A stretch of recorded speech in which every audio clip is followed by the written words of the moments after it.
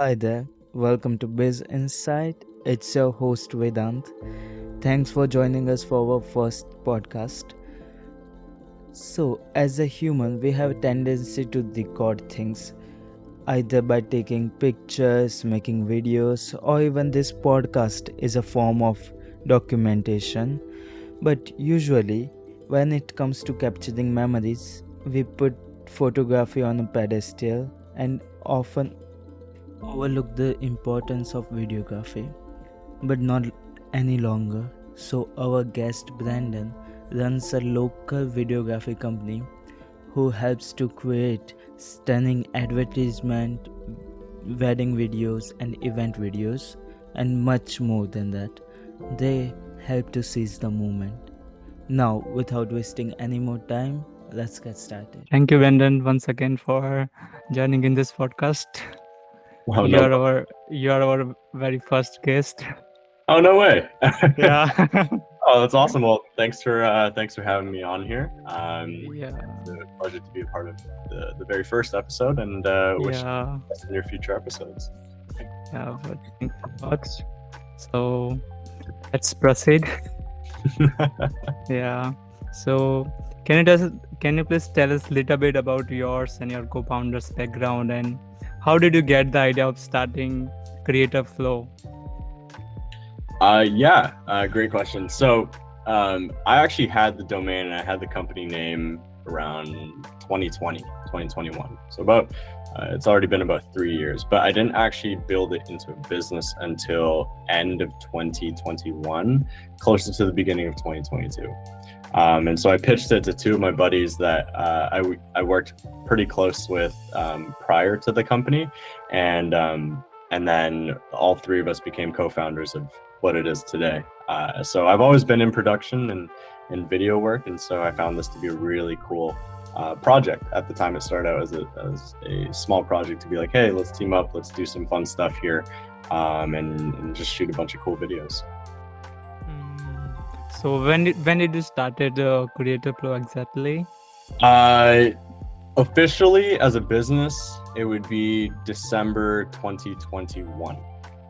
Okay. Yeah, so we did 3 months worth of like prep work from October, November, and December, and then we launched basically around the New Year's of January 2022. We got our first project a month after doing quite a bit of networking and all that, and building our portfolio and our website, and then basically led into a very successful first 9 months of the year. Oh wow. Thanks. So basically, what was your education like? Did you took education in video graphics and animations? And what about your co-founders? No. So what makes it really cool is the three of us, myself and my two co-founders, Jay and Everett, have no professional education upon doing videos. So we did it more as a hobby and a passion, just because we're all creative and we love doing something that kind of gets those creative juices going. And we all decided to, on our own intuition, learned a lot through YouTube, other courses online, as well as a lot of research and a lot of experimenting. So for me personally, I did a grade 11 course a long time ago for communication and technology, and that's where I learned a little bit more of the basics of photography and all that. I find it to be a little bit of a blessing because I grew up around cameras my entire life. So for me to kind of go into it as a business and as a profession felt very natural to me. When I didn't actually take it serious until about second year of university. And I went to Carleton for communication media studies, except the only thing is that program didn't really teach anything about what I do today. It's a lot of theory. They teach a lot about communications in the form of words, documents, phrasing, branding, and advertising, but they didn't actually teach the visual side of it. So it was cool to learn it in theory, and now actually being able to apply some of the learnings, and I say some of the learnings, not all of it, but some of the learnings from Carleton to what I do now, and learning on the job and researching, and always being in touch with other people. Seeing it come to life is really cool. Wow, that's great. And what about your co-founder? Were they in the same background, and how did you get contact of them? Jay he actually did I believe it was a certificate or a degree in tourism. I believe it was either tourism or hospitality at Algonquin College. Everett did a bachelor in finance. So it's actually, we all come from various different backgrounds that have nothing to do with something creative, which is very funny enough. And being able to kind of piece that all together, it's actually really cool because Everett is so great with numbers and he's always really good with finances. So to be able to, partner up with him and all that, and be able to trust that, like, hey, whatever we need to take care of the business, whatever you think we need to invest in, let's go through with it. He takes care of all of that. Jay is phenomenal with storytelling. He runs his own other business as well called Modern Tones, and they do a bunch of clothing, and they sell out very fast in Ottawa. So we're part of our visual team helps expand some of that stuff as well, and we all kind of cross collaborate there. Wow, so all are from different background, right? Yeah, we're all from different backgrounds. I was just wondering, before starting Creative Flow and after graduating, in that time, did you do any job or you just were thinking about creating Creative Flow? Yeah, no. So in between that, I used to work at. I had a couple odd jobs. I used to work in a restaurant or a couple restaurants throughout my time. Boston Pizza, Tailgaters, and then I also used to work at OVO and New Balance. And so it was really cool because I got to see the ins and outs of every industry, from the restaurant and service industry to the retail and sales industry and marketing. And then from there, in between like COVID, when we were all at home and all that, is when I started to really deep dive into the business side of building a production business. So I did a lot of research and a lot of reading. And as I was doing that, I was still job hunting. I'm still currently working with the company that I'm at today called SEO Plus, and we're Ottawa's largest digital marketing agency. And so with my current job to this day with SEO Plus, I'm fortunate enough to still be able to run my own business with production, bring my expertise to the company and help expand them in that area, while also still growing my own company. So it's a lot of fun. Wow, that's great. Yeah. So next is like, can you please explain a little bit about what does Creative Flow basically do and who are some of your clients? Yeah. So to break it down in a very simple manner, we're a creative video production team. We do everything from videos and photos, but we specialize a lot more in the video aspect, from anything from commercial ads to real estate. Weddings has been our bread and butter in the last 2 years. And going into kind of like more of our commercial work, we're looking at more like Apple Beats commercials and car stuff and automotive work as well. That's what we've done in the last 2 years. Some of our favorite clients have always hovered around cars and automotive stuff, just because that's a passion that me, Jay, and Everett have. That's how we got together, was through cars. As automotive enthusiasts and gearheads, like, we love shooting a lot of these rollers and having fun meeting new people that have like all these really expensive cars, but to really showcase it on a visual and like a cinematic is what makes it very enjoyable for us. Yeah, that makes sense. Like, I also love cinematography, and if someone create great video or something, and that's really great. Thanks, man. Yeah. So I have a question, like, lots of students or people want to try some business or something. So initially, like, when you did research earlier, right? You did research and you read lots of books and all. So were you aware of the risk, and what were the initial investment which you did? Funny enough, I don't think I read too many books on business. I kind of read a lot of articles and actually talked to who I would consider family now, but at the time mentors about business. One of them runs his own consulting agency for the government of Canada. He's overseeing and managing, I think it's like 4 different large departments that basically oversee and control a lot of what the government does. So it's pretty cool. I can't really go into too much detail with that. And with a lot of their mentorship, it's kind of where I got a lot of the strategy behind all of it. and watching a lot of YouTube videos on what it takes to have a business, how to run it from a business side and as a creative side. And the most important skill that I've learned is communication and sales, being able to understand what the pain points are and how to communicate, the solutions to that, and be solution mindset, or be solution oriented instead of problem oriented. When it comes to how much money we invested, originally it was just the website, since we already had all our camera gear prior to that. Now, before we upgraded all of our camera gear and our equipment and essentials, I think we put in a total of about $5,000 into it. And then after 2 to 3 months, when we picked up more revenue, we reinvested a lot of that back into the business. So we bought all of our gear. We bought a lot of our essentials for software. As you guys know, for video production, it's not just the gear. You need the software to make sure that everything works as well to produce the good, high quality content. And in our first year, we found ourselves to be fairly profitable while learning a lot of the hiccups and learning a lot of our opportunities firsthand. We made a lot of mistakes at the time. Mistakes mostly on our end, not client facing, whether that be team communication, how to organize files, how to manage different projects here and there.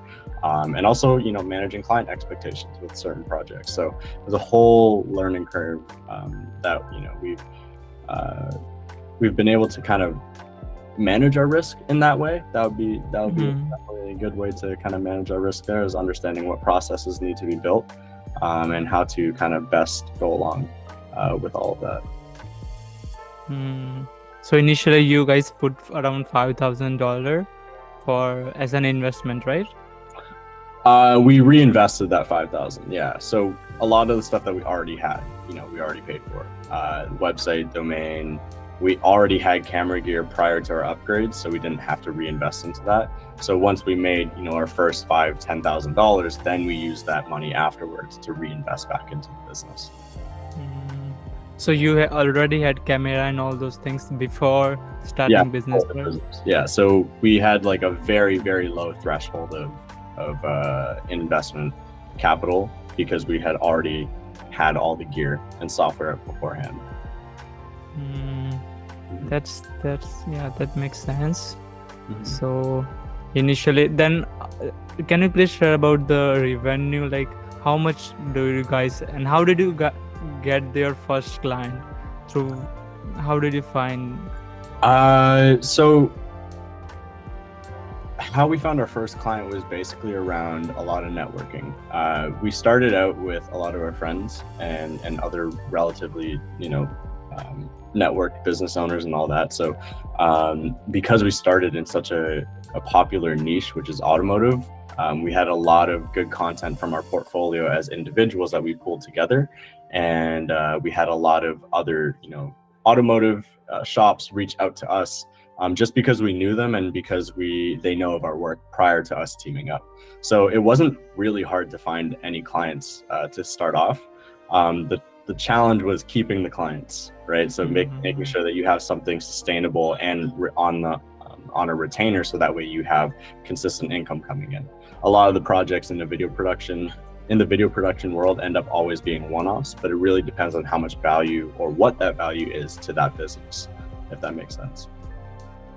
Yeah, so you already had some networks and you already built a great portfolio for your company, so that's how you connected with the client, and then it took effort to to retain the clients.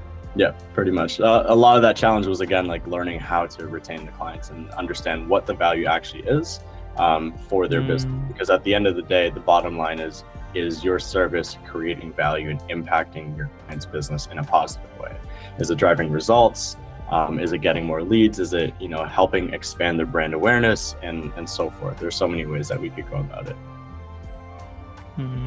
So initially, what was for you made website, right? So what was the amount? Like, how much does it usually cost to make a website like yours, Creative Flow? We started on Squarespace just because we wanted a very simple format. None of us, between me, Jay, and Everett, none of us knew how to do anything website related. neither of us know how to code, neither of us know how to design very much unless it's a video or photo. And so when it came to building our website, we took a template that we found that we believe would best fit our company at that time, and started off with Squarespace. It was an easy and intuitive design, easy intuitive platform to kind of manage everything. And that was how we started with the website. And then after that, into earlier to this year, we actually moved away from Squarespace due to limitations, and we're now on Webflow. Wow, I saw your website. It was great, like intuitive, and I liked the aesthetic of the website as well. So thanks. Yeah, this one, this new iteration, I'd call it kind of like a 1.5 or 2.0 of our company website, is a lot.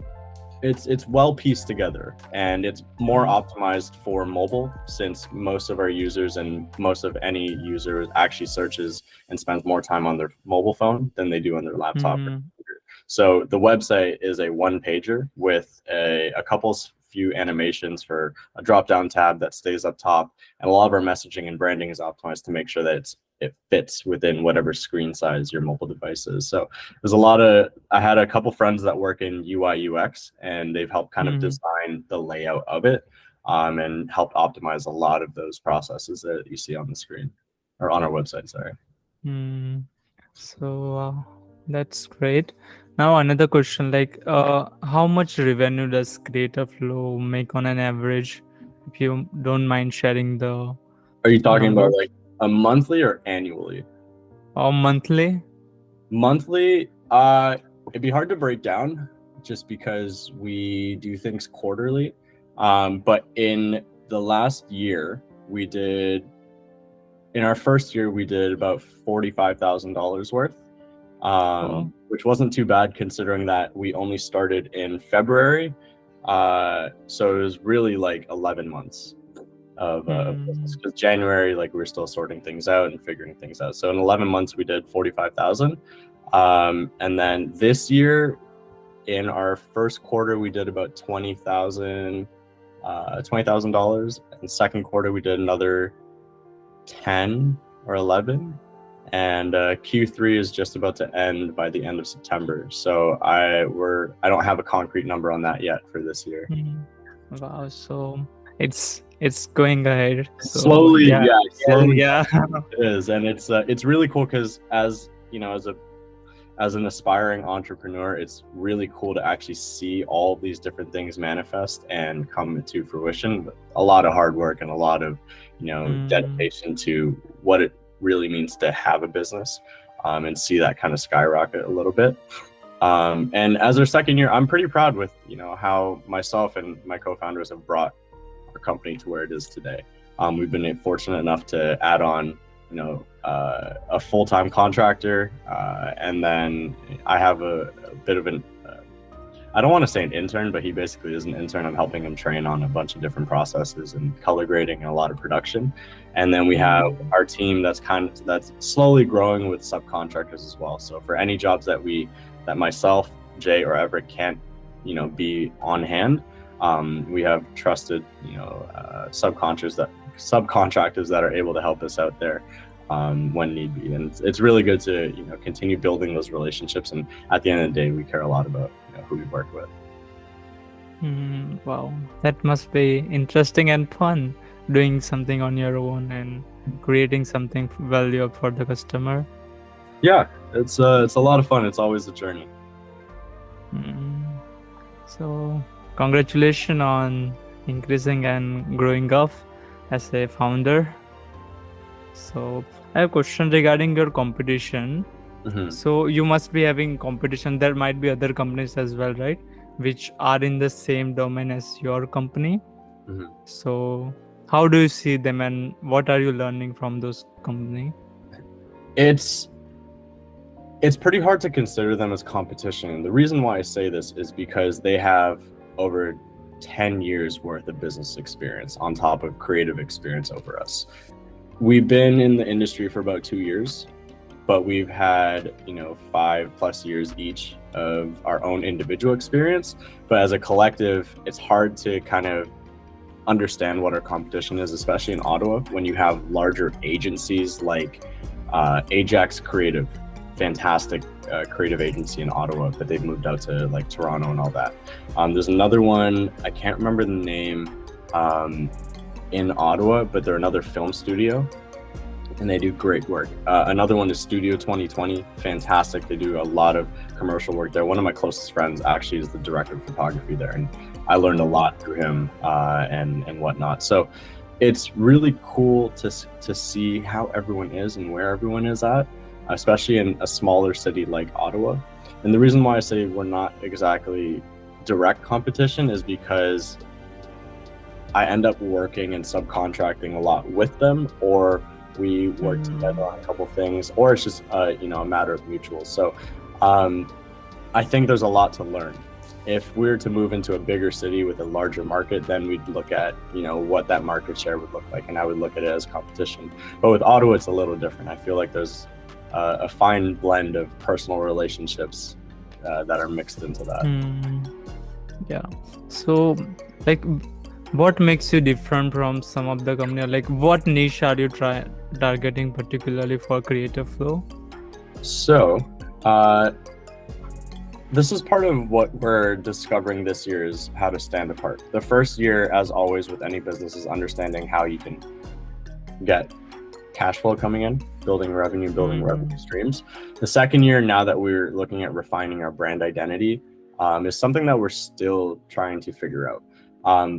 We've narrowed it down to more commercial work, so things like advertisements, higher tiered projects, athletics and sports for sure, and moving away from a lot more of the automotive stuff and using that as mostly like passion projects. So now, as our brand continues to grow, we're looking towards impacting the commercial side, whether that be real estate and other brand focused or product focused companies like Apple, like Beats, Nike for athletes, and so forth. So we're treading more towards the advertising side, which is a lot of fun, a lot more creative. After your operation of first year and learning, you are trying to distinguish yourself as a company and targeting some niche and learning, right? Yeah, of course. And the reason why I would recommend or suggest doing that for anyone, whether you're an individual or a small group, is one, you build chemistry trying so many different projects together, right? Like you get to see each other's strengths, you get to see each other's weaknesses. It's almost like a sport, right? So every time you compete, every time you play against another team, every time you work on a project together, you get to know each other a little better. And this helps build team chemistry between yourselves, so you know exactly what type of projects you guys like all together, what type of projects you guys are really good at, and what type of projects you aren't necessarily good at and can start to develop the skills to get better at those. And now that we're realizing that we're a lot better when we work our heads together with more creative projects that are around things that we're passionate about, like fitness, athletics, product commercials, and real estate and weddings, then it's like, oh, okay, sweet. Now we know what to do. Now we know where to go. Now it's just a matter of understanding how to leverage, how to find the leverage and use it to our advantage within that market share, and really becoming the forefront of what that would look like for our company and for the city. So okay, that's good. Now, like right now, as you are growing up, so how do you do marketing for your company? Is it like through mouth of word through clients, or you use some social media platforms, or how do you do marketing or expand your business? Yeah, so the first year was a lot of word of mouth, and that's just because of our established network already between myself and my two other co-founders.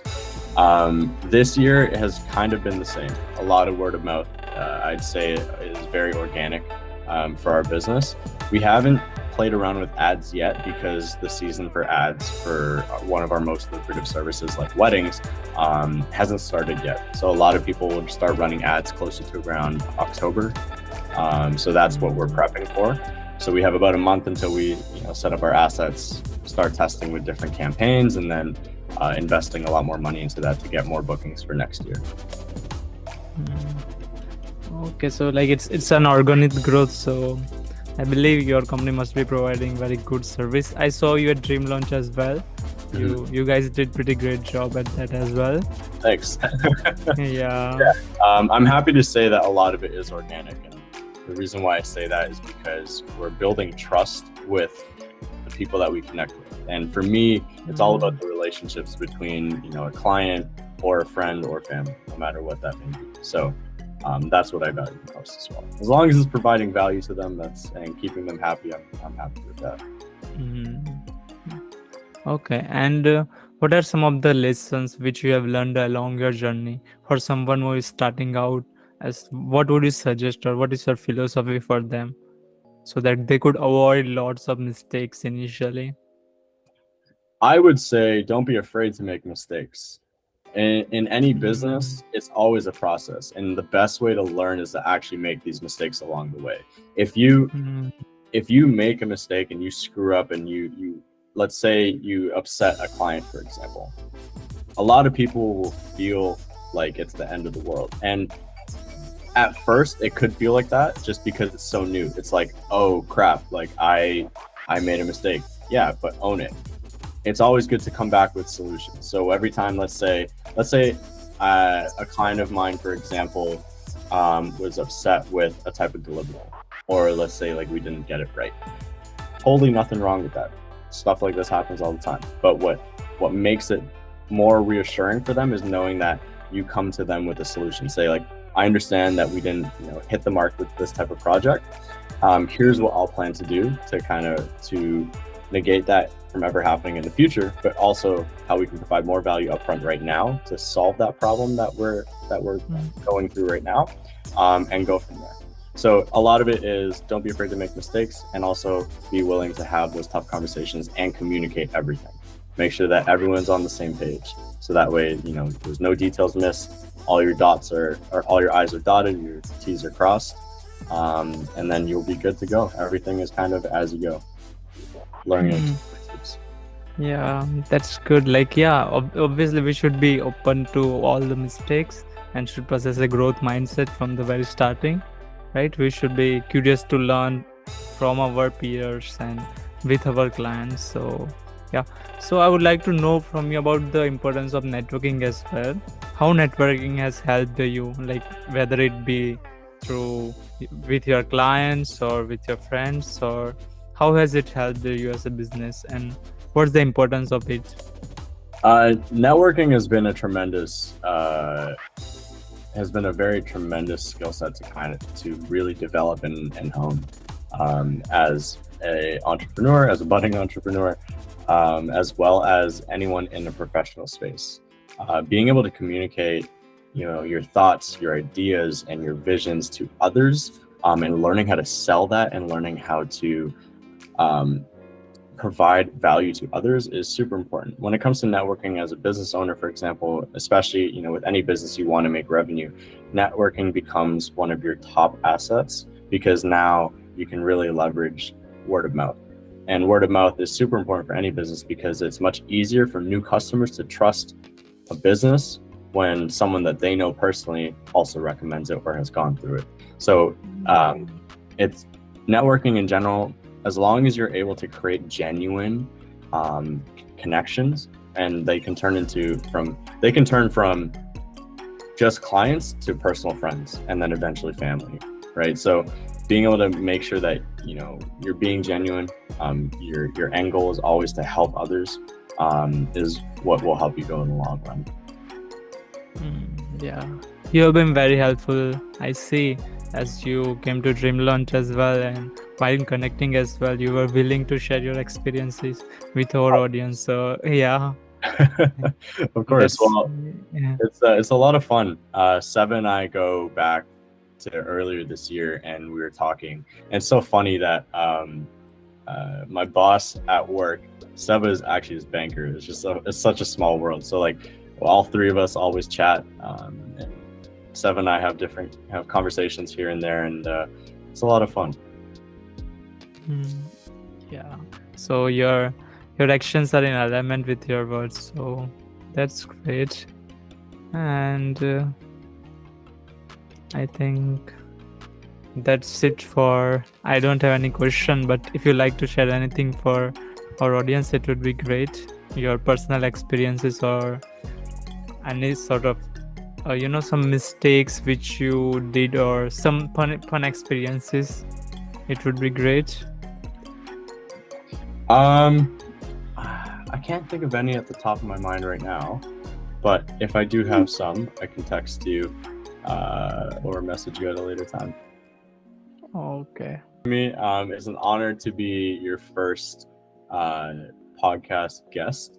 I feel like my answers, now that I'm thinking, I might be overthinking this. Maybe my answers might have not been as good as it could have been, but I hope that anyone that is watching this knows that G is putting a lot of hard work into this, and as he continues, it'll get better. I'm pretty sure all the guests will also get better. So keep on doing this, and I'm sure you'll succeed. Okay. Thanks a lot, Brent. Thank you guys for watching this podcast till the end. I hope you found this podcast helpful and you learned something valuable from interviewing him. So I personally learned a lot from him. So this is Business Insights signing out.